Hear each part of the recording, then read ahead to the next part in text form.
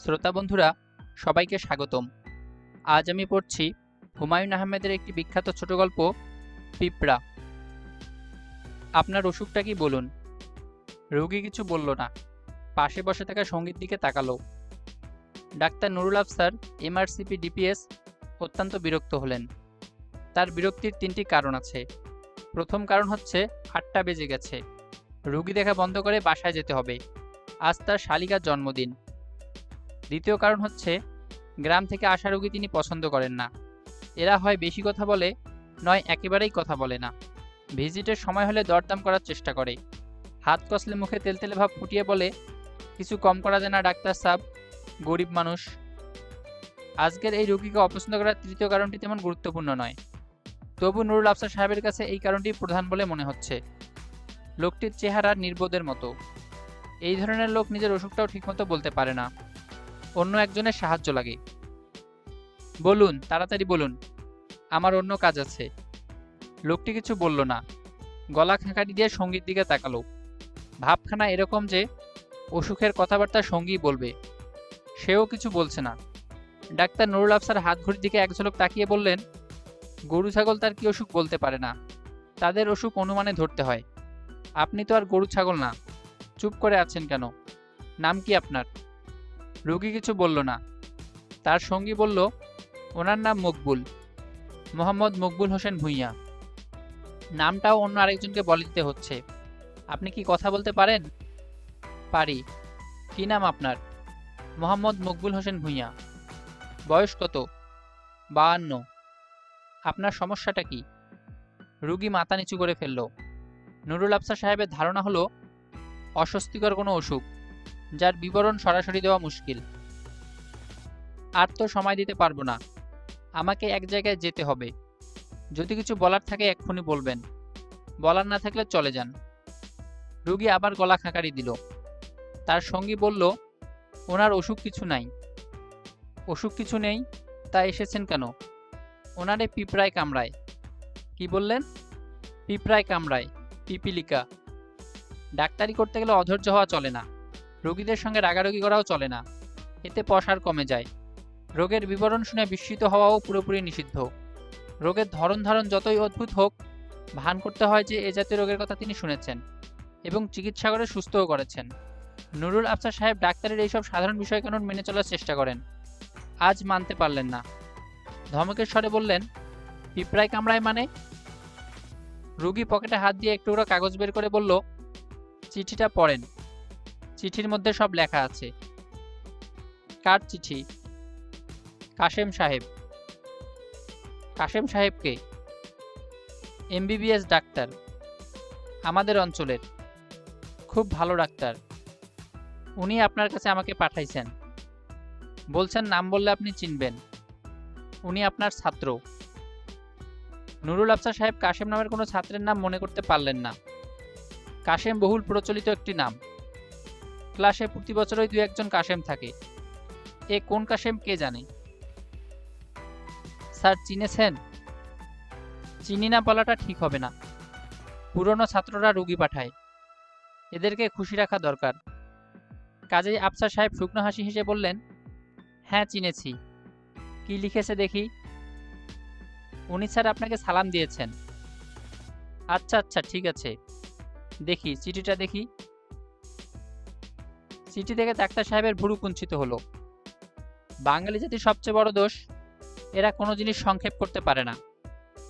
2 পাতার এক চিঠি ফেঁদে বসেছে। তিনি পড়লেন, পরম শ্রদ্ধেয় স্যার, আমার সালাম জানবেন। আমি 73 ব্যাচের ছাত্র। আপনি আমাদের ফার্মাকোলজি পড়াতেন। আপনার বিষয়ে আমি সর্বোচ্চ নাম্বার পেয়েছিলাম। সেই উপলক্ষে আপনি আপনার বাসায় আমাকে চাওয়াত দাওয়াত করেছিলেন। আশা করি আপনার মনে পড়ছে। যাই হোক, আমি মকবুল সাহেবকে আপনার কাছে পাঠাচ্ছি।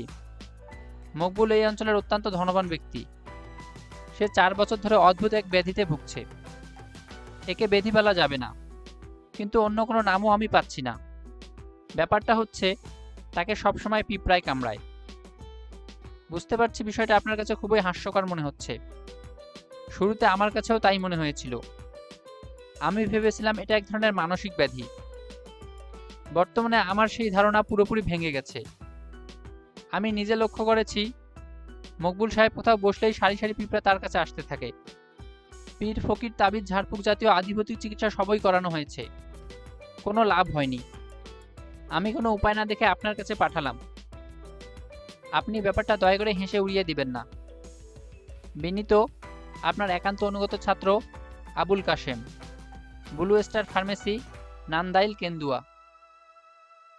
ডাক্তার সাহেব রোগীর দিকে তাকালেন। রোগী পাথরের মতো মুখ করে বসে আছে। গায়ে ফতুয়া ধরনের জামা, পরনে লুঙ্গি, অত্যন্ত ধনবান ব্যক্তির পোশাক নয়। ডাক্তার সাহেব কি বলবেন বুঝতে পারলেন না। কিছু একটা বলতে হয়। মকবুল আগ্রহ নিয়ে তাকিয়ে আছে। এই জাতীয় উদ্ভট যন্ত্রণার কোনো মানে হয়?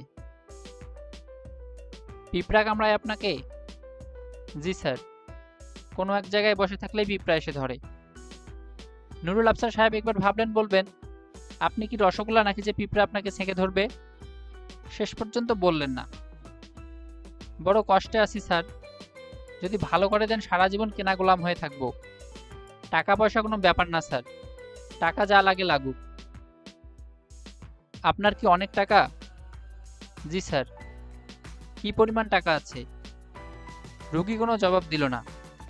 রুগীর সঙ্গী বলল, মকবুল ভাইয়ের কাছে টাকা পয়সা কোনো ব্যাপার না, লাখ 2 লাখ ওনার হাতের ময়লা। নুরুল আফসার সাহেব এই প্রথম খানিকটা কৌতূহলী হলেন। লাখ টাকা ফতুয়া গায়ে লুঙ্গি পরা লোকটির হাতের ময়লা, এটা বিশ্বাস করতে কষ্ট হয়। তিনি নিজেও ধনবান ব্যক্তি। ফিক্সড ডিপোজিটে তার 11 লাখ টাকা আছে।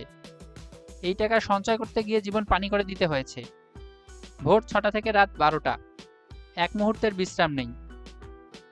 একমাত্র ছুটির দিন শুক্রবারটাও তিনি কাজে লাগান। সকালের ফ্লাইটে চিটাগং যান, লাস্ট ফ্লাইটে ফিরে আসেন। ওখানকার একটা ক্লিনিকে বসেন। ওই ক্লিনিকের তিনি কনসাল্টিং ফিজিশিয়ান। আর এই লোককে দেখে তো মনে হয় না এ কোনো কাজকর্ম করে। নির্বোধের মতো এই লোক এত টাকা করলো কি করে? নুরুল আফসার সাহেবের মেজাজ খারাপ হয়ে গেল। মকবুল ক্ষীণস্বরে বলল, রোগটা যদি সারায় দেন। এটা কোনো রোগ না। আমি এমন কোনো রোগের নাম জানি না যে রোগে দুনিয়ার পিঁপড়া এসে ছেঁকে ধরে। অসুখটা আপনার মনে। আমি সাইকিয়াট্রিস্টের ঠিকানা লিখে দিচ্ছি, আপনি তার সঙ্গে কথা বলুন। আপনার যে সমস্যা, এই সমস্যার সমাধান আমার কাছে নেই। নুরুল আফসার সাহেব বাক্যটা পুরোপুরি শেষ করতে পারলেন না, কারণ একটা অদ্ভুত দৃশ্যে তার চোখ আটকে গেল। তিনি দেখলেন, টেবিলের উপরে রাখা মকবুলের ডান হাতের দিকে এক সারি লাল পিঁপড়া এগুচ্ছে। পিঁপড়ারা সচরাচর এক লাইনে চলে, এরা 3টি লাইন করে এগুচ্ছে। ডাক্তার সাহেবের দৃষ্টি লক্ষ্য করে মকবুলও তাকালো পিঁপড়ার সারির দিকে। সে কিছু বলল না বা হাতও সরিয়ে নিল না। নুরুল আফসার সাহেব বললেন, এই পিঁপড়াগুলি কি আপনার দিকে আসছে? জি স্যার। বলেন কি? পায়েও পিঁপড়া ধরেছে, এক জায়গায় বেশিক্ষণ বসতে পারি না স্যার। নুরুল আফসার সাহেব কাছে এগিয়ে এলেন, উঁচু হয়ে বসলেন। সত্যি সত্যি 2 সারির পিঁপড়া লোকটির পাঁর দিকে এগুচ্ছে। মকবুল সাহেব। জি স্যার। আমার একটা জরুরি কাজ আছে, চলে যেতে হচ্ছে। আপনি কি কাল একবার আসবেন? অবশ্যই আসব, যার কাছে যাইতে বলেন যাব। বড় কষ্টে আছি স্যার, রাত্রে ঘুমাইতে পারি না, নাকের ভিতর দিয়া পিঁপড়া ঢুকে যায়। আপনি কাল আসুন, কাল কথা বলবো। জি আচ্ছা। মকবুল উঠে দাঁড়ালো। পর মুহূর্তে যে ঘটনাটা ঘটল, তার জন্য নুরুল আফসার সাহেব মানসিকভাবে প্রস্তুত ছিলেন না। তার কাছে মনে হলো মকবুল কিছুক্ষণের জন্য হলেও বদ্ধ উন্মাদ হয়ে গেছে। চিন্তা ও বিচার শক্তি পুরোপুরি লোপ পেয়েছে। তিনি দেখলেন মকবুল হিংস্র ভঙ্গিতে লাফিয়ে লাফিয়ে পা দিয়ে ঘষে ঘষে পিঁপড়া মারার চেষ্টা করছে। এক পর্যায়ে সে হুমড়ি খেয়ে পড়ল টেবিলে, দুহাতে পিষে ফেলল পিঁপড়ার শাড়ি। মকবুলের মুখ ঘামে চটচট করছে, চোখের তারা ঈষৎ লালাভ, মুখে হিস হিস শব্দ করছে এবং নিচু গলায় বলছে, হারামজাদ, হারামজাদ। তার সঙ্গী কিছুই বলছে না, মাথা নিচু করে দেয়াশলাইয়ের কাঠি দিয়ে দাঁত খোঁচাচ্ছে। তার ভাবভঙ্গি দেখে মনে হওয়া স্বাভাবিক যে এ জাতীয় ঘটনার সঙ্গে সে পরিচিত। এই ঘটনায় সে অস্বাভাবিক কিছু দেখছে না। নুরুল আফসার সাহেব শালীর জন্মদিনের কথা সম্পূর্ণ ভুলে গেলেন। রোগীর দিকে হতভম্ব হয়ে তাকিয়ে রইলেন। তার 2জন অ্যাসিস্ট্যান্টও ছুটে এসেছে। তারা দরজা ধরে দাঁড়িয়ে আছে। তাদের চোখে মুখে বিস্ময়ের চেয়ে ভয় বেশি। মকবুল হঠাৎ করেই শান্ত হয়ে গেল। নিচু গলায় বলল, স্যার, কিছু মনে নেবেন না। এই পিঁপড়ার ঝাঁক আমার জীবন শেষ কইরা দিছে। হারামজাদা পিঁপড়া। এক গ্লাস ঠান্ডা পানি দিবেন স্যার? ডাক্তার সাহেবের অ্যাসিস্ট্যান্ট অতি দ্রুত ফ্রিজ থেকে পানির বোতল বের করে নিয়ে এলো। একজন ভয়ঙ্কর পাগলের পাগলামি হঠাৎ থেমে গেছে, এই আনন্দেই সে আনন্দিত।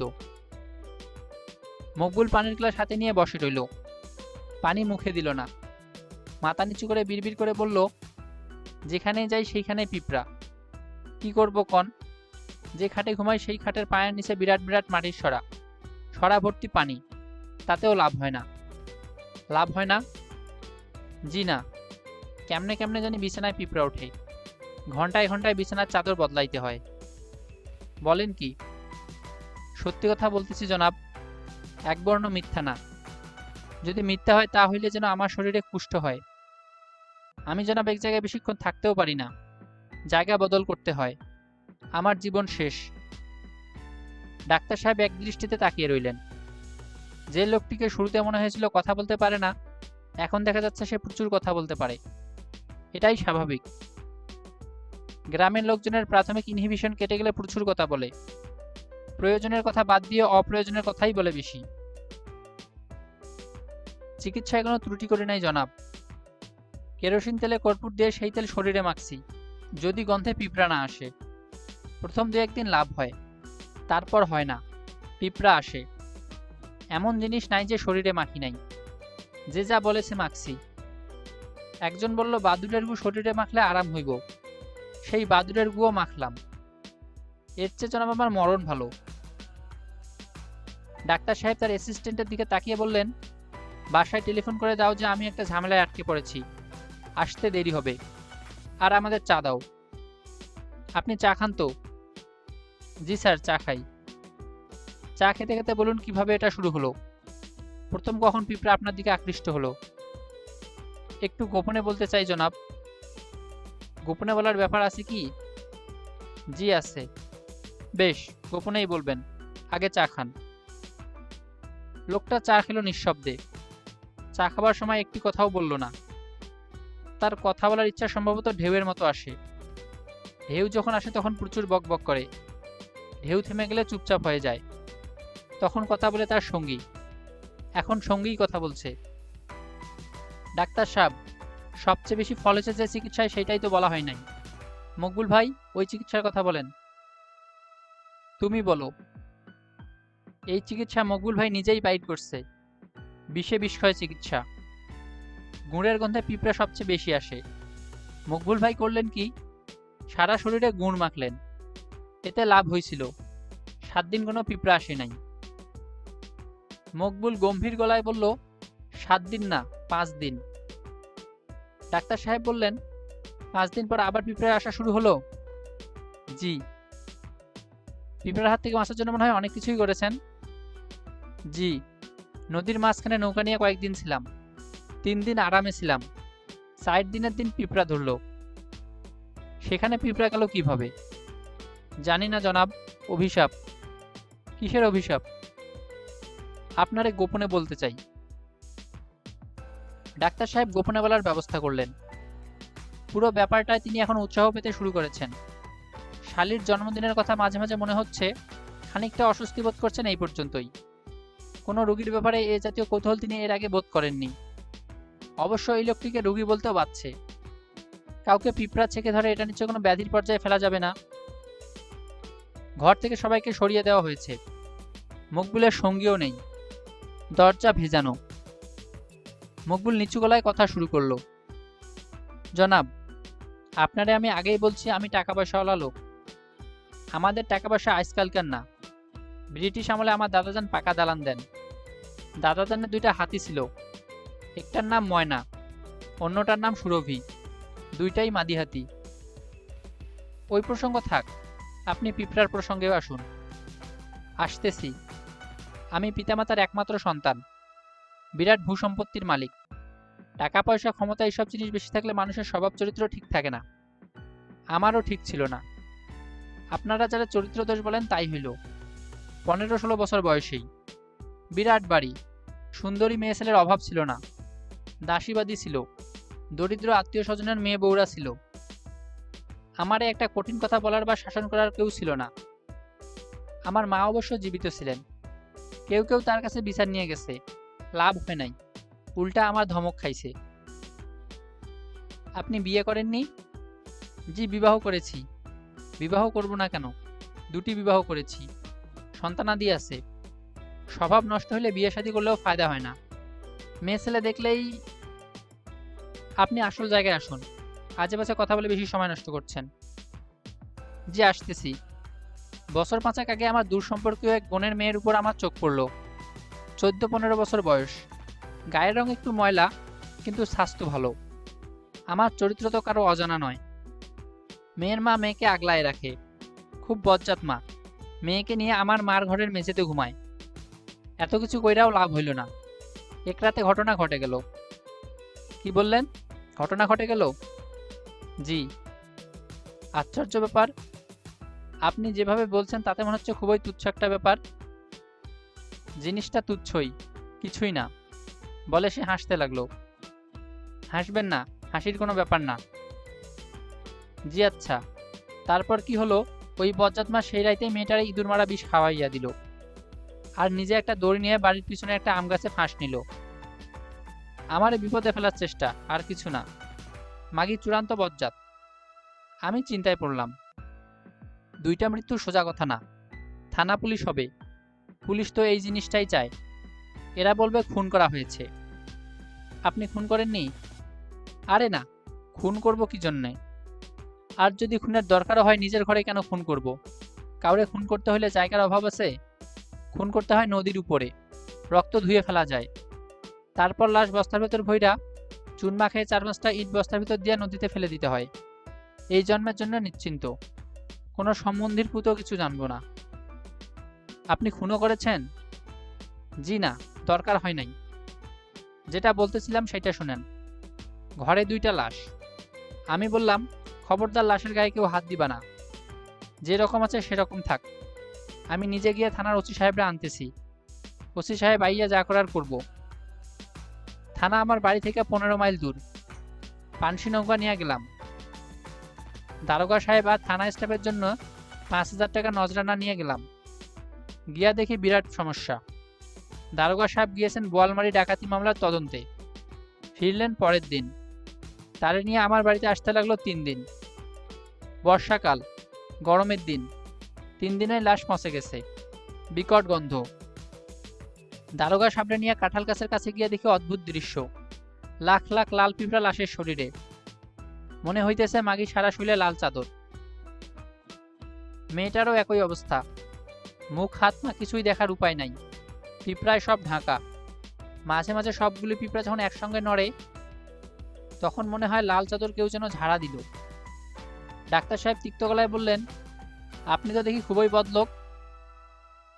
জি না, আমার মতো টাকা পয়সা যাদের থাকে তারা আরো বদ হয়, আমি বদ না। তারপর কি ঘটনা সেইটাই শুনেন। আমি একটা সিগারেট ধরাইলাম। সিগারেটের আগুন ফেলার সাথে সাথে মেয়েটার শরীরের সবগুলি পিঁপড়া নড়ল। মনে হলো যেন একটা বড় ঢেউ উঠল। তারপর সবগুলি পিঁপড়া একসঙ্গে মেয়েটার শরীর ছাইটা মাটিতে নামলো। মেয়েটার চোখ মুখ সব খাইয়া ফেলেছে, জায়গায় জায়গায় হাড্ডি বের হয়ে গেছে। দারোগা সাহেব রুমাল দিয়ে নাক চেপে ধরে বললেন, মাবুদে ইলাহি। তারপর অবাক হয়ে দেখি সবগুলি পিঁপড়া একসঙ্গে আমার দিকে আসতেছে। ভয়ঙ্কর অবস্থা। আমি দৌড় দিয়ে বাইরে আসলাম। কিছুক্ষণের মধ্যে পিঁপড়াগুলি বাইরে আসলো। মনে হইলো আমারই খুঁজতেছে। সেই তাইকা শুরু, যেখানে যাই পিঁপড়া। জনাব, আপনার এই ঘরে কি সিগারেট খাওয়ান যায়? খাওয়া গেলে একটা সিগারেট খাইতে চাই। খান। শুকুর আলহামদুলিল্লাহ। মকবুল সিগারেট ধরালো। তার মুখ বিষণ্ণ। সে আনাড়িদের মতো ধোঁয়া ছাড়ছে, খুক খুক করে কাশছে। খানিকটা দম নিয়ে বলল, আমার কাশি ছিল না, এখন কাশি হয়েছে। নাকের ভিতর দিয়া পিঁপড়া ঢুকে গেছে ফুসফুসে। ওরা ওখানেই বসবাস করে। কেমনে বুঝলাম জানেন? কাশির সাথে রক্ত আসে, আর আসে মরা পিঁপড়া। ডাক্তার সাহেব এক দৃষ্টিতে তাকিয়ে রইলেন। মকবুল সিগারেটে লম্বা টান দিয়ে বলল, সিগারেট খাইতেছি যাতে ভালো মতো কাশি ওঠে। কাশি উঠলে কাশির সাথে পিঁপড়া, আর পিঁপড়ার সাথে ডিম বাইর হইবে। আপনি দেখবেন নিজের চোখে।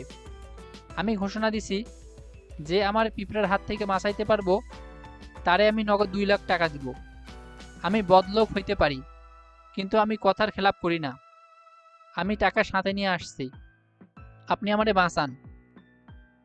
ডাক্তার সাহেব কিছু বললেন না। তিনি তার বিশাল সেক্রেটারিয়েট টেবিলের উপরের কাঁচের দিকে তাকিয়ে আছেন। মকবুলের বাম হাত টেবিলের উপর। 2 সারি পিঁপড়া টেবিলের দুপ্রান্ত থেকে সেই হাতের দিকে এগুচ্ছে। মকবুলেরও সেই দিকে চোখ পড়ল। সে ছোট্ট নিঃশ্বাস ফেলে বলল, আপনার কিছু করা সম্ভব না, ঠিক না ডাক্তার সাহেব? হ্যাঁ ঠিক।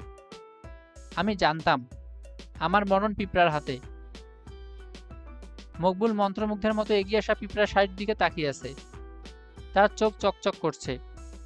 সে তার বাঁ হাতটি আরেকটু এগিয়ে দিয়ে নিচু গলায় বলল, নে খা। পিঁপড়াটা মনে হলো একটু থমকে গেল, গা বেয়ে উঠল না, কিছুক্ষণ অনিশ্চয়তায় ভুগল। মকবুল বলল, নিচে থেকে খাইতে দিলে এরা কিছুক্ষণ চিন্তা ভাবনা করে, সঙ্গে সঙ্গে শরীরে ওঠে না, শলা পরামর্শ করে। এই ধ্যান ডাক্তার সাহেব, উঠতেছে না। তাই তো দেখছি। 2-1 মিনিটের ব্যাপার। 2-1 মিনিটে শলা পরামর্শ শেষ হইব, তখন শৈলে ওঠা শুরু হইব। হলো তাই। ডাক্তার সাহেব লক্ষ্য করলেন পিঁপড়ার দল মকবুলের বাঁ হাতে উঠতে শুরু করেছে। 2টি সারি ছাড়াও নতুন 1 সারি পিঁপড়া রওনা হয়েছে। এই পিঁপড়াগুলির মুখে ডিম। ডাক্তার সাহেব ভেবে পেলেন না পিঁপড়াগুলি মুখে ডিম নিয়ে যাচ্ছে কেন। এরা কি চায়? কে তাদের পরিচালিত করছে? কে সেই সূত্রধর?